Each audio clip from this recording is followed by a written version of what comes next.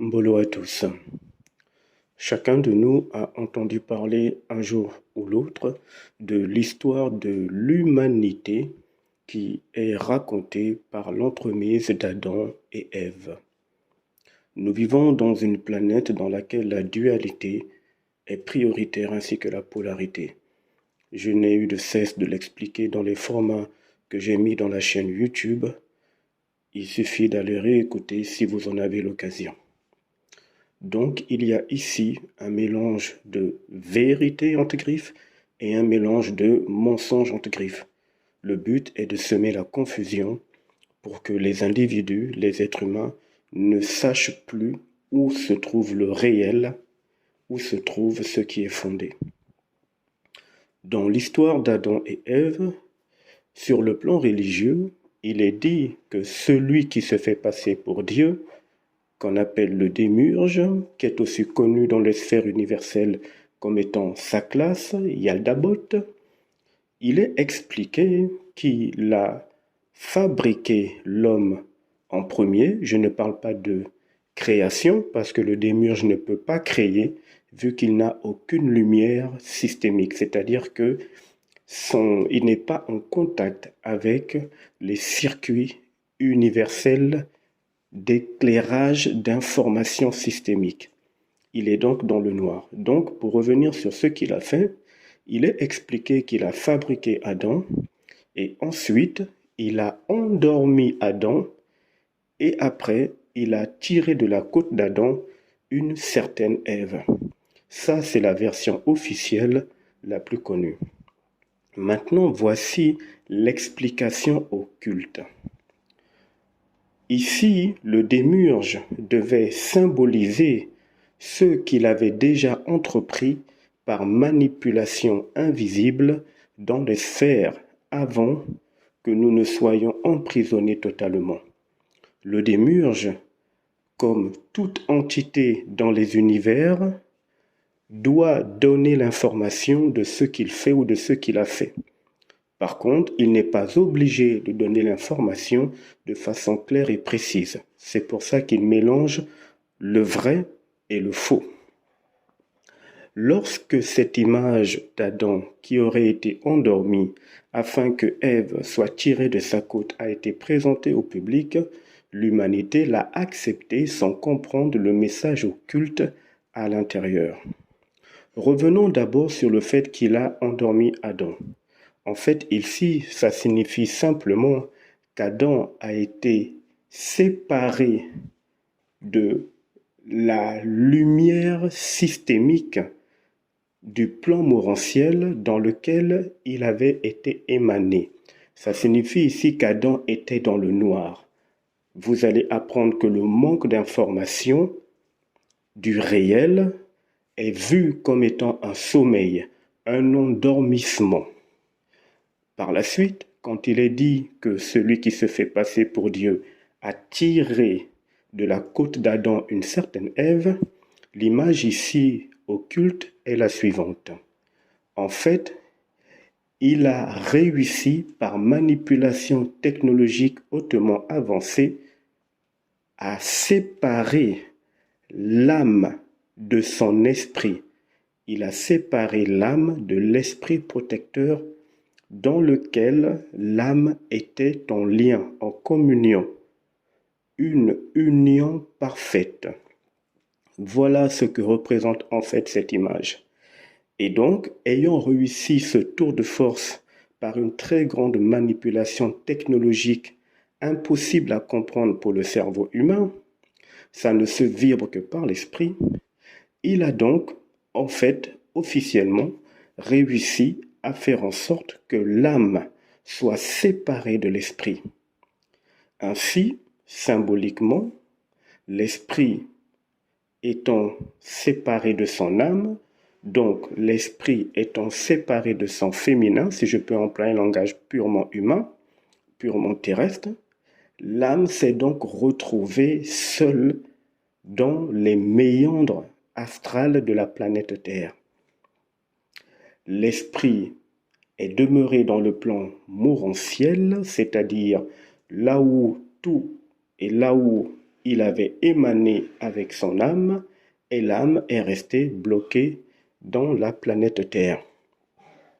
Il fallait donc par la suite qu'il symbolise cette séparation de façon grossière en donnant aux êtres humains l'idée selon laquelle le mariage ou l'unité du corps carbone, comprenez par là de la chair humaine entre un homme et une femme, était l'union parfaite selon le réel des univers, ce qui est totalement aberrant et qui est totalement infondé, puisque nous sommes des êtres immatériels. Nous oublions très souvent que nous sommes âme et esprit en priorité, nous sommes donc immatériels.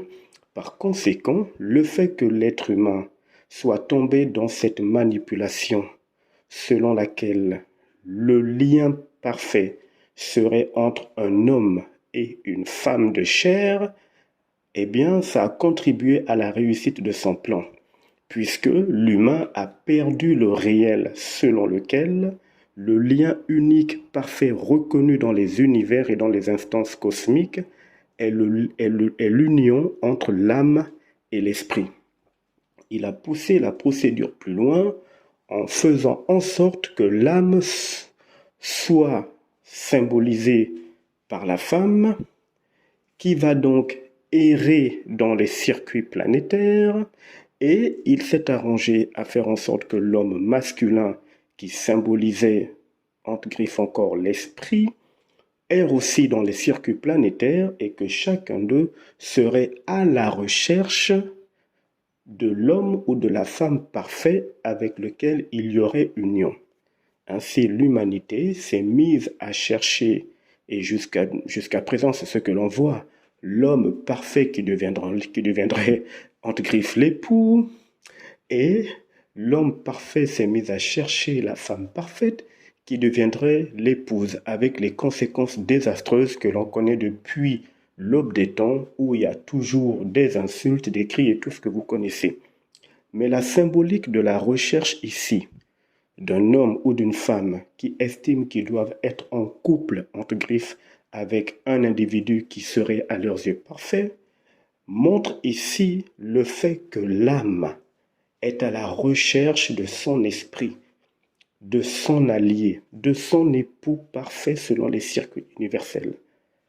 Cela montre aussi que l'esprit attend avec impatience le lien, la reconnexion avec l'âme. Donc la symbolique de la recherche que l'humanité a intégrée dans le codage ADN fabriqué par le démiurge, qui pousse l'homme d'un certain âge ou la femme d'un certain âge à chercher un compagnon ou une compagnonne, ou peu importe le terme, à chercher quelqu'un en tout cas avec qui exister, comme ils disent, jusqu'à la fin des temps. En fait, cela ne fait que symboliser ce vide que ressent l'âme et ce besoin qu'attend l'esprit qui demeure dans le plan morantiel de retrouver sa partenaire, son couple parfait unifié. Donc ici, l'image d'Adam et Ève vendue sur le plan religieux n'a rien à voir avec le réel qui est manifesté dans les circuits universels. La côte d'Adam, eh bien, voyez-vous, ce n'est qu'une image qui a trompé l'humanité afin que l'humanité ne sache jamais qu'il y a eu séparation entre l'esprit et l'âme, ou encore entre l'âme et l'esprit. Et vous allez voir que le démiurge, ayant l'obligation de donner l'information, a symbolisé cette séparation par le fait que dans le Nouveau Testament, il y a cette parabole des 10 vierges qui étaient dans le noir et qui attendaient l'époux. Chacune d'elles avait une lampe, elles étaient dans le noir. Ça montre ici que l'âme est toute seule, l'âme est perdue, l'âme attend, l'âme cherche le partenaire avec qui elle a toujours été, à savoir l'esprit. Et donc, cette parabole explique que dans le milieu de la nuit, c'est-à-dire là où l'âme est enfoncée encore plus dans l'ignorance, dans la manipulation par toutes sortes de croyances. Et quand je parle de croyances, peut-être que je ferai un format audio là-dessus, où je vais vous montrer que la croyance n'est pas forcément religieuse, elle est beaucoup plus occulte que cela. L'âme étant plongée dans l'ignorance, dans toute forme de croyance, dans toute forme de manipulation d'entités, est complètement aux prises et bloquée par les entités en question jusqu'à ce que les 5 fiancées vierges avaient gardé leur lampe allumée et elles sont allées à la rencontre de l'époux. Ce n'est pas l'époux qui est venu à la rencontre des fiancés, ce sont les fiancés qui sont allés à la rencontre de l'époux lorsque la voix a retenti. Comprenez par là, lorsque la vibration systémique se manifeste dans l'âme, le lien s'établit de façon très puissante entre l'âme et l'esprit par l'intermédiaire d'un ajusteur ou encore par l'intermédiaire d'un émissaire qu'on appelle dans le système universel l'émissaire de pensée. C'est cette voix qui est symbolisée par la voix qui a crié sur les fiancés en disant « Voici l'époux ». Cette voix symbolise l'émissaire de pensée ou encore l'ajusteur de pensée. C'est une vibration que les entités ne peuvent pas entendre et ne peuvent bloquer. Il n'y a que l'âme qui peut la ressentir. Cette vibration ayant été ressentie par l'âme, l'âme est donc en connexion avec l'esprit. Et à partir de là, le lien demeure puissant et l'esprit redevient le protecteur, celui qui soutient l'âme et qui la protège. Tout ceci a été symbolisé dans l'écrit religieux, mais là encore, l'humanité n'avait pas compris. Lorsque religieusement les gens ont lu que la voix a retenti sur les fiancés en disant « Voici l'époux », eh bien, cette image dans laquelle les fiancés sont allés à la rencontre de l'époux symbolisait ce que je viens à peine de vous expliquer. Vous voyez qu'ici, il était utile de partager avec vous ce côté occulte totalement caché à la population mondiale.